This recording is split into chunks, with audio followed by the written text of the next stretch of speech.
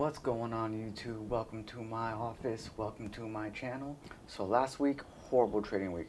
3 losses, 3 break-even trades, no wins, just a horrendous week. This week, 2 wins, 2 losses, and I'm back into the green. And you're probably thinking like, well, you had a horrible week last week and now you had only 2 wins and 2 losses. How is that good? Well, that's the power of risk management, baby. I'll go over the charts in just a minute. I'll go over my FTMO, my equity curve, and I'll go over the 4 trades that I took this week. I'll just quickly summarize them up. I won't get into too much detail, and then I'll show you why risk management really is the reason why I am being successful in trading. Let's go. It's gang gang.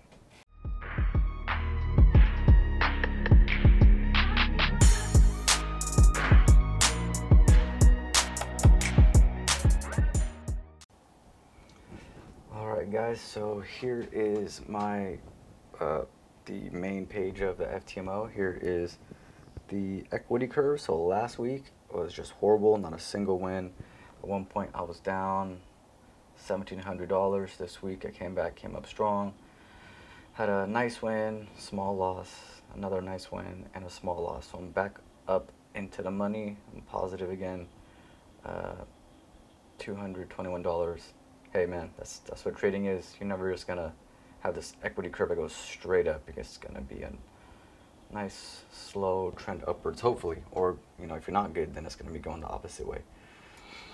So here is the trades I've taken. So as you can see, I keep my losses pretty small, nothing over $600 really. Right now, since the verification process, I have more time to make less money. I'm risking much less, so I'm risking 0.5% usually. Sometimes, I don't know, you got these slippages and spreads that will make them bigger or smaller, but for the most part I try to keep them small. So loss, small win, break even, loss, small loss, break even. See, up to this point I didn't even win a single trade, and then I finally hit a winner, small loss, winner, small loss, and I'm back up into the money, $200. Okay, let's go into the trades I took. Okay, so EURUSD, this is what I traded today. I'm sorry, this week. This EURUSD treated me very well. So obviously the trend is down. I'm not going to go into too much detail. The trend is down. Hourly chart, there's levels that I was trading off of.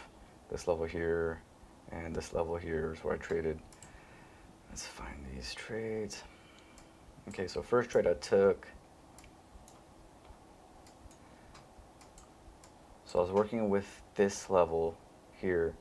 I saw price coming back to this level, start to deplete, wasn't able to break above, leaving some wicks behind, higher high, failed to make the higher, higher low, failed to make the higher high, broke this previous low, make it lower low, lower high, and then this nice push down. I missed this because it was really early. This was like midnight or something, but I was just waiting for it to pull back into this, some level where it was gonna react before, it continued the momentum down. So took this level, had a nice double top, sat here, couldn't break above, sell stop entry, and the next 15 minutes take profit hit. That was beautiful. Okay, same thing here. It's just trending down. I'm only looking for sells, Price was stuck in this range for quite a bit of time. Had this big break with some momentum, had a pullback. I was just waiting for the pullback, and had a nice wick rejection. Came back into this area, so a lot of wick rejection, sell stop entry, in about 45 minutes, hit this take profit. But looking back at this, look at all these trades you could have took. Look at this beautiful breakout, break back in. It's anything under this trend line, you could have took a trade. You had this double top here, man, you could have made so much money on this move. But anyways, that's the 2 trades I took on EURUSD. Now I have a tab for GJ. So the 2 trades I took on GJ, same scenario. I'm only looking for sells. 4-hour shows downtrend. Simple as that. These are the levels I was working at, what my lines are. I'm not going to get into too much detail.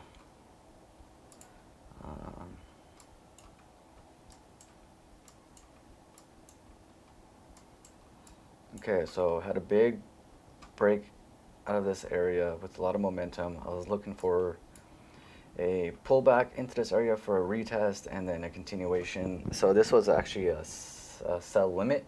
I don't know what I had to do, but I wasn't at my computer, so I just put up a sell limit, thinking it was going to come back into this area and then, you know, continue down. Unfortunately, I got triggered in and this came right against me and stopped me out. That's okay, part of the game. And then, so this one kind of pissed me off. So I missed this trade. This one I should have, you know, I tried to get entered into. So same kind of situation where you had this level, you had the break of the level. I was looking for a retest and then a continuation. It never came back to where my sell limit was, you know, was placed. It never came back, and then it took off. I would have banged this trade super fast.